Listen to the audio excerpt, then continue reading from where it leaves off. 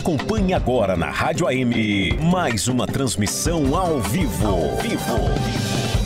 Em um ano totalmente atípico devido à pandemia da Covid-19, o Conselho Tutelar de Itatiba continua com suas funções. Muito trabalho, principalmente nesse período que também as aulas presenciais nas escolas municipais deixaram de existir, né? E vamos conhecer um pouquinho do que está sendo realizado pelo Conselho Tutelar de Itatiba nesse período. A reportagem da Rádio AM, em contato com a equipe de trabalho do Conselho aqui em Itatiba, esse conselho que tomou posse, né, em janeiro deste ano, e o coordenador desse semestre é o Henry Bortolossi. Henry, nos fale um pouquinho, o que de diferente o Conselho Tutelar está fazendo nesse período de pandemia? Primeiramente, gostaríamos de agradecer a esse espaço cedido ao Conselho, né, para que sejam esclarecidas algumas questões. Infelizmente, né, esse ano está sendo um ano atípico, né? Nunca passamos por isso. Eu acredito que nenhuma população, né, no Brasil passou por isso. E a situação, a gente percebeu que se agravou, mas no sentido de não usarem o Conselho Tutelar para algumas questões que não são, né, diretamente ligadas ao Conselho, né? Percebemos muitas denúncias, porque as crianças não estão na escola, né? Então estão em casa, e muito conflito familiar, né? O pessoal está meio perdido ainda no que fazer, no que não fazer. E o que está acontecendo nós estamos recebendo muitas denúncias geralmente falam que são crianças sendo agredidas, né? E na verdade não são. São crianças que estão dentro de casa, a mãe não está sabendo lidar, os pais não estão sabendo lidar, e acaba o vizinho achando que o conselho faz o papel de polícia, né? E mesmo assim a gente não descarta nenhuma denúncia, né? A gente vai até o local, verifica, e 70% das denúncias são improcedentes.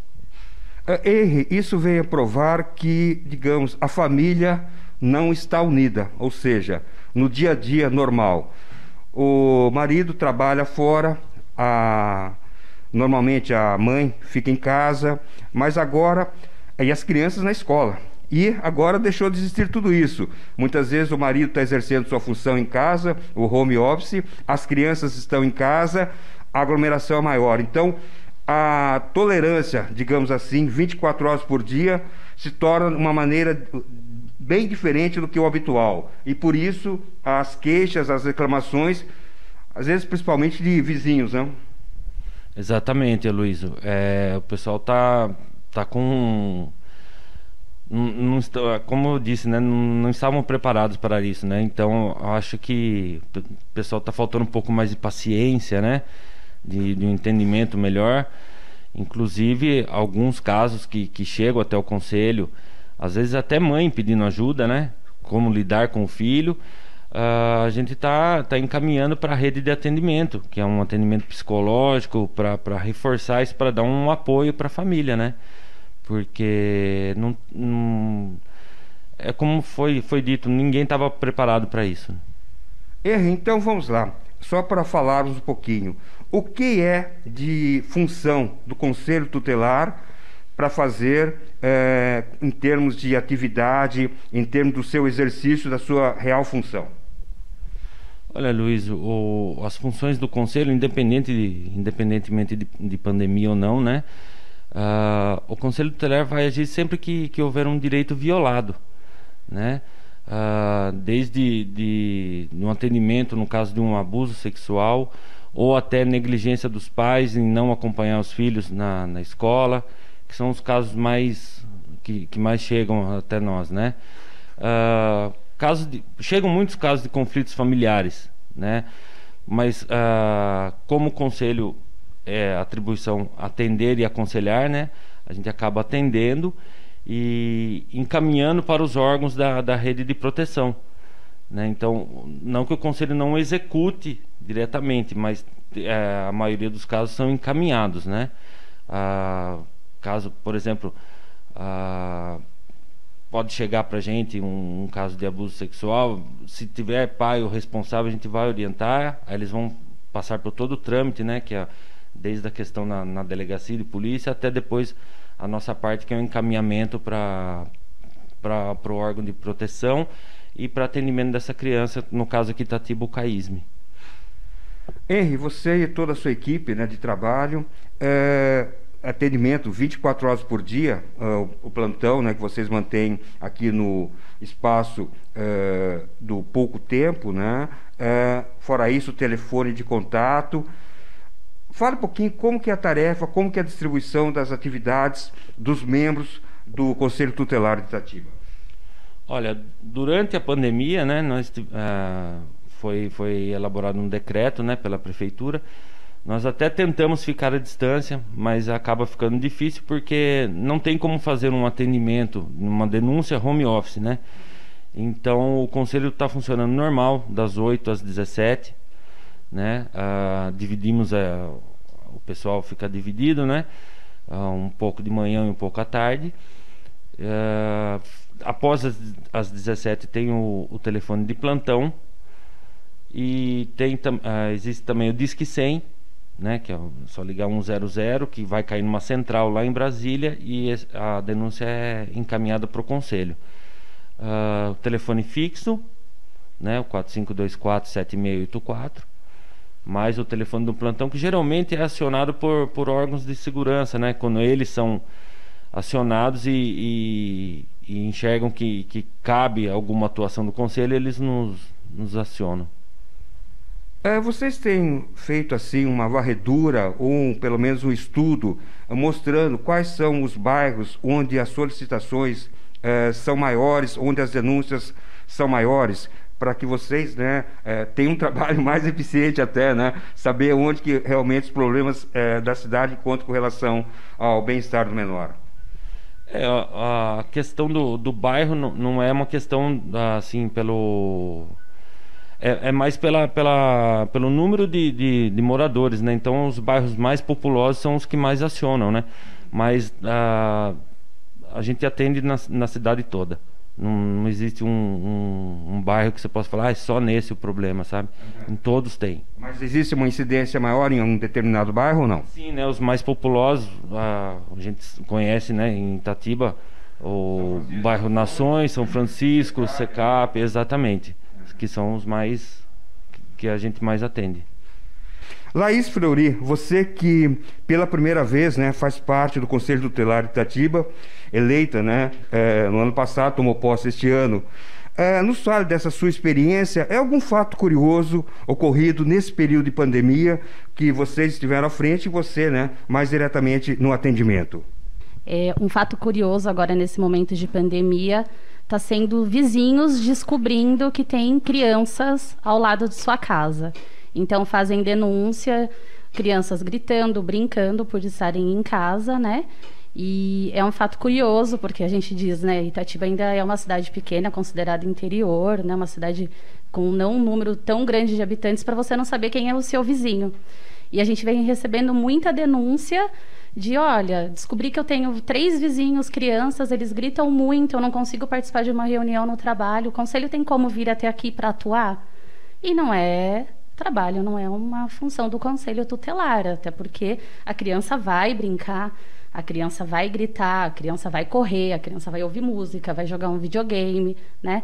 Então a gente acha que as pessoas também precisam um pouquinho mais de tolerância nesse momento e entender a realidade que todos nós estamos enfrentando. Thaís, seria a falta de costume do habitante normal de uma residência em um bairro estar convivendo com seus vizinhos, né? Que para ele tudo é diferente do que está ocorrendo. Como o Henry comentou, é um ano atípico, né? Escolas fechadas, mesmo com atividades em casa para fazer. E fica até um alerta aos pais, né? De estarem tentando aí ajudarem seus filhos, ter esse momento de lazer, mas não esquecer a responsabilidade dos estudos. Todo mundo dizendo o ano perdido, mas o município de Itatiba ainda conseguiu ter várias plataformas, várias possibilidades de dar essas matérias online. O aluno que não teve como fazer online pôde buscar na escola, Secretaria de Educação, a rede toda bem envolvida, né? Nós aqui como conselho temos tendo vários atendimentos de alunos que não estão fazendo as lições, que estão contando como falta, que deveriam fazer. Então, assim, tem um momento de lazer, de brincar, porque estão em casa, mas também tem a responsabilidade de continuarem os estudos, até porque tem matéria para isso. Então, que fique um alerta também para os pais, para continuarem tentando acompanhar os seus filhos mesmo em casa. Ana Paula, você já é veterana, né? Tem experiência por ter participado do Conselho Tutelar anterior, na gestão anterior, mas vê nessa pandemia que muitos casos, as denúncias que podem ser feitas, que devem ser feitas, não estão chegando. Nos fale o porquê e quais são esses tipos de denúncias que vocês estariam esperando mais que viessem e as denúncias não são feitas e muitas vezes são resolvidas de uma outra maneira. Acompanhando aqui, assim, realmente por todas as informações que chegam no Conselho Tutelar, nós temos nossas estatísticas. Então, deu para se notar que a maioria da denúncia, como o Henrique comentou, 70% improcedente. Então, conflitos familiares, né? Questão de alienação parental, ou às vezes é assim, a mãe tem um novo companheiro, e aí o pai não gostou daquela situação, e aí encaminha uma informação para o conselho que não é procedente. Enquanto isso, as denúncias que realmente precisam chegar não estão chegando. Se a gente observar, a maior parte das denúncias que chegam no conselho é através dos serviços públicos. Então, chega através das escolas, do serviço de saúde, e as escolas estão fechadas, né? Os trabalhos estão sendo à distância. Então, a questão de maus tratos, de violência sexual, as negligências não estão chegando até o Conselho Tutelar. Então, a gente até pede, solicita da população que esteja com um olhar mais atento. Deve ter crianças aí que estão realmente sofrendo e essas denúncias não estão sendo encaminhadas, porque o convívio social deles hoje, das crianças e do adolescente, está sendo o âmbito familiar. Então, não está tendo outras áreas para estar de olho nessas crianças. E essa é a grande questão. Então, nós percebemos que esses casos não estão chegando. Que bom seria se não estivesse ocorrendo, né? Mas o receio maior é de que eles estão, sim, dentro de casa, sofrendo com essas violações de direitos e não está chegando aos órgãos competentes. Gabriela, você que foi eleita pela primeira vez, né, está assumindo essa função no Conselho Tutelar, pode nos falar com o lado estudantil, o lado de estudo, as condições, as opções e o desempenho que os pais devem ter com os alunos nesse período que não há aulas presenciais, e sim todas online, consequentemente muita atividade a ser feita em casa. Então, o Conselho está atendendo todas as escolas da cidade, sejam elas municipais, estaduais e as particulares, né? Então, a gente, além de todos os outros problemas, a gente também acaba atendendo as escolas, né? Então, a demanda aí está grande.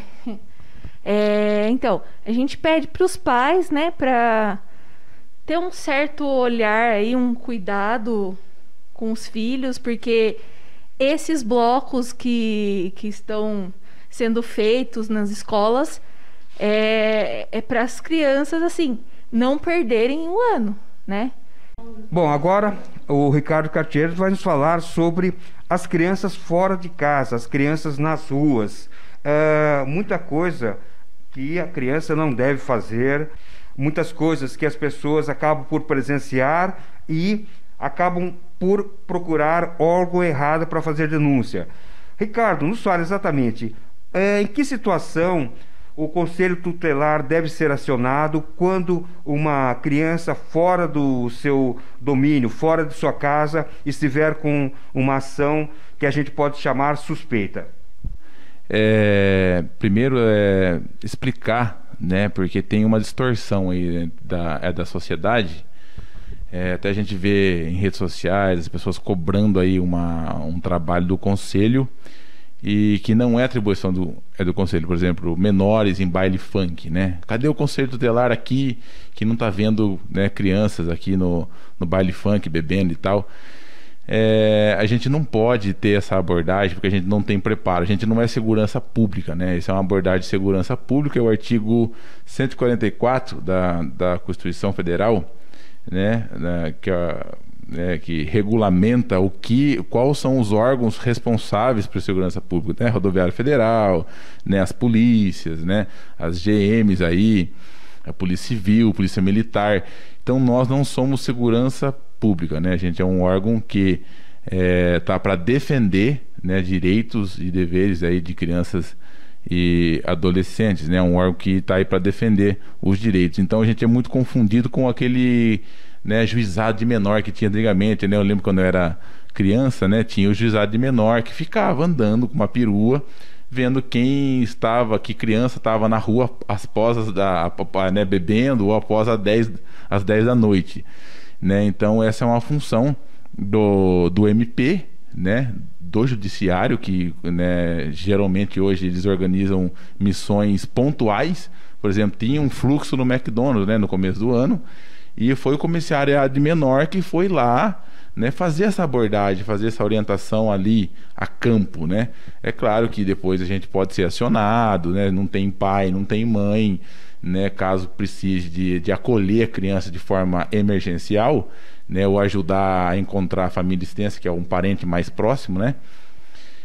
Aí a gente vai, né, pode contar com a gente, né? Mas então a gente tem que entender, né, conscientizar a população, né, de que o Conselho Tutelar não é segurança pública. Então, tem um monte de criança fumando maconha aqui na rua, cadê o Conselho Tutelar?